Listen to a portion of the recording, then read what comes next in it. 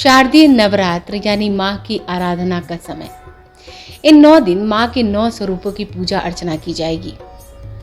देश भर में दुर्गा पूजा की धूम है। लोग माँ की आराधना में लीन होंगे, इसके लिए तैयारियां भी शुरू कर दी गई हैं। इन 9 दिन जो माँ का 9 स्वरूप है, उनकी पूजा कैसे करनी चाहिए, क्या खास सावधानियां बरतनी चाहिए, क्या खास होना चाहिए और किस तरह आराधना करें कि माँ हम पर प्रसन्न हो, इन सभी पर बात करने के लिए हमारे साथ मोहन त्रिवेदी जी हैं।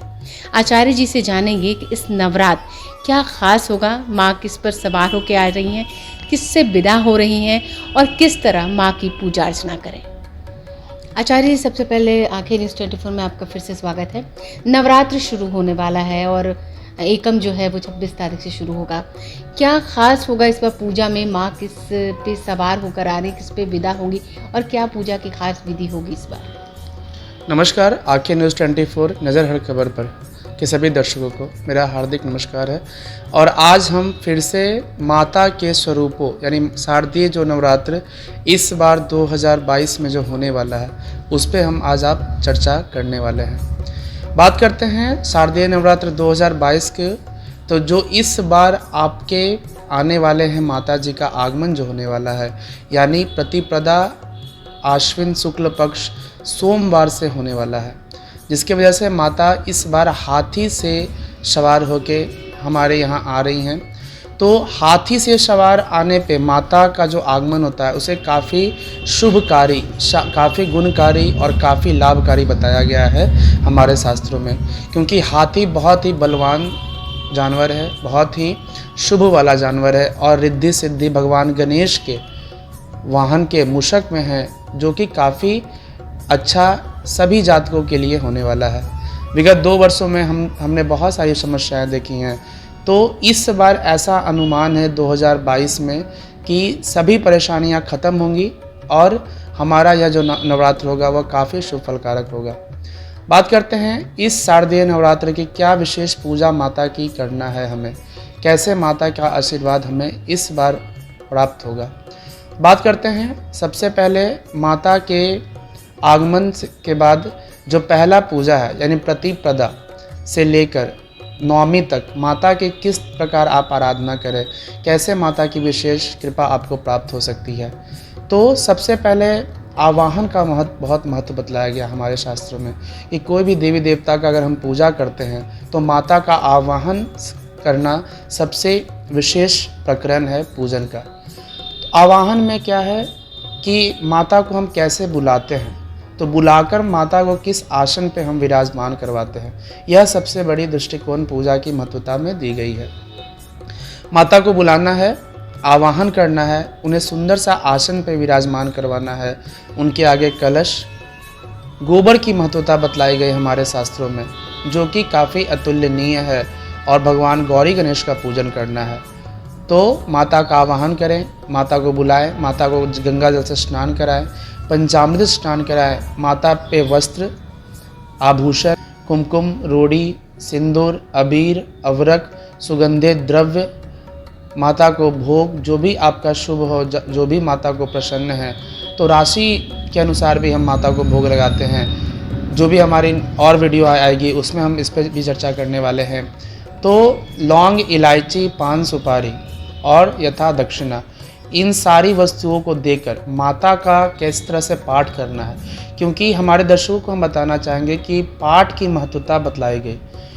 मार्कंड पुराण में श्री दुर्गा सप्तशती नाम की पुस्तक है, जिसमें माता के पाठों का वर्णन किया गया है।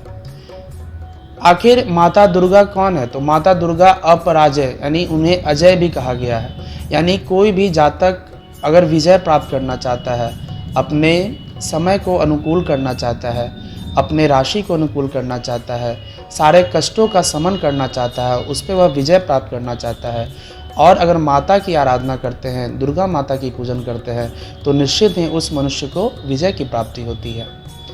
तो पूजन की महत्वता में हम सबसे पहले माता के दुर्गा पाठ की ओर चलते हैं, जो कि 3 भागों में बांटा गया है। दुर्गा पाठ जिसे हम कहते हैं, पहला पाठ क्या है, कवच। कवच कौन है, तो कवच काली हैं। तो काली की महत्वता यानी दुष्टों का शमन कैसे होगा, यक्ष, गंधर्व, भूत, प्रेत, राक्षस, बैताल, यह अगर हमारे जीवन में कष्ट दे रहे हैं तो उन कष्टों को समन करने के लिए कवच का आवाहन किया गया, यानी कवच का पाठ करा गया है। तो कवच का पाठ कीजिए। दूसरा जो महत्वता बतलाया गया वह अर्गला। अर्गला कौन है? तो माता लक्ष्मी की आराधना की गई है। तो लक्ष्मी इस अर्थ वाले युग में, क्योंकि अर्थ का होना इस युग में काफ़ी महत्व है।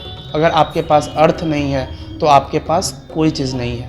तो अर्थ की महत्वता बतलाई गई है, जिसके लिए माता लक्ष्मी की आराधना करनी है, जो कि सारे मंत्र, सारे स्तुति माता लक्ष्मी की वर्णित की गई हैं। जो तीसरा आता है कीलक।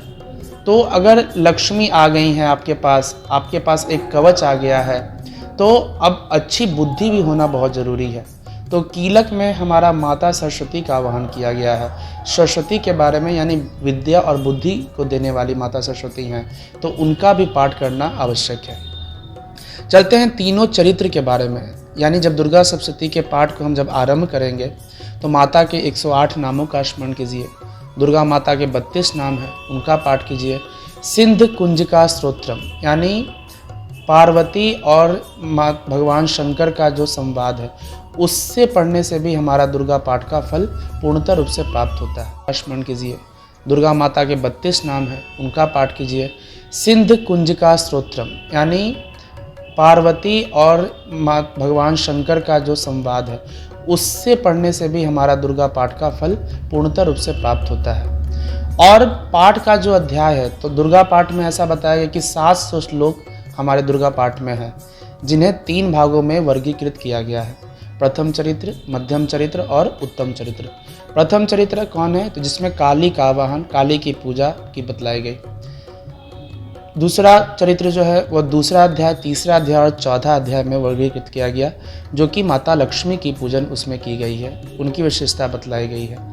और 5वें अध्याय से लेकर 13वें अध्याय तक माता सरस्वती का आवाहन किया गया है। तो अपने जातकों को हम बताना चाहेंगे कि वैसे हमारी माताएं, बहनें, भाई पाठ अगर करते हैं तो एक अध्याय किए, अगले दिन दूसरा अध्याय किए, तीसरे दिन तीसरा अध्याय किए, तो उस प्रकरण को आप तोड़ दें। उस तरह से अध्याय करने की महत्वता हमारे समाज में नहीं बतलाई गई है।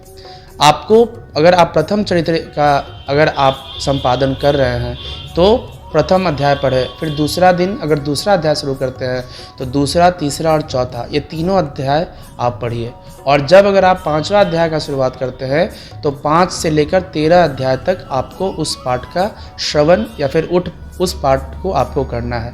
उसके बाद माता की आरती करनी है, भोग को ग्रहण करना है, और इसी तरह 9 दिन तक भगवान दुर्गा जी का पूजा आवाहन हमें करना है, जिससे हमें हर एक चीज़ की प्राप्ति मिलेगी। इसमें कोई भी संशय नहीं होगा।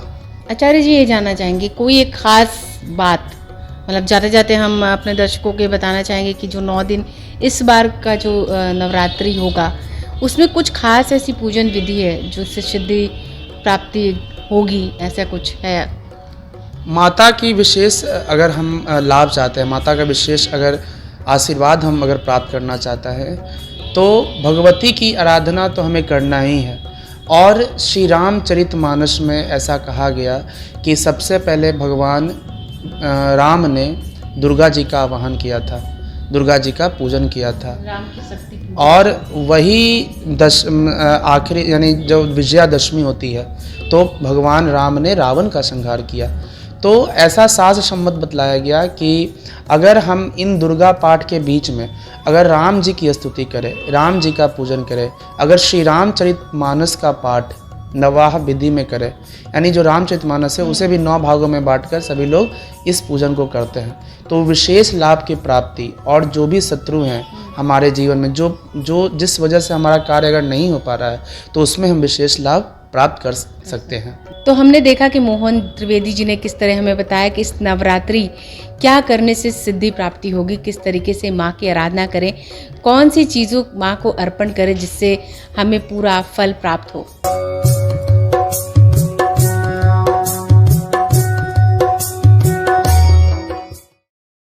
अगर आपने अभी तक हमारे चैनल को सब्सक्राइब नहीं किया है तो हमारे चैनल को जल्द से जल्द सब्सक्राइब करें, लाइक करें, शेयर करें और कमेंट करें। क्या आप पत्रकारिता के क्षेत्र में अपना कैरियर बनाना चाहते हैं? तो आज ही royal Ashoka institute of mass communication and journalism में अपनी जगह सुनिश्चित करें। आर्यभट्ट ज्ञान विश्वविद्यालय पटना से मान्यता प्राप्त 100% प्लेसमेंट के साथ royal Ashoka institute of mass communication and journalism नामांकन जारी है। हमारा पता है DS/16 गायत्री मंदिर के समीप, कंकड़ बाग, पटना 8,20,000। आप हमें संपर्क भी कर सकते हैं। हमारा मोबाइल नंबर है 9955456126।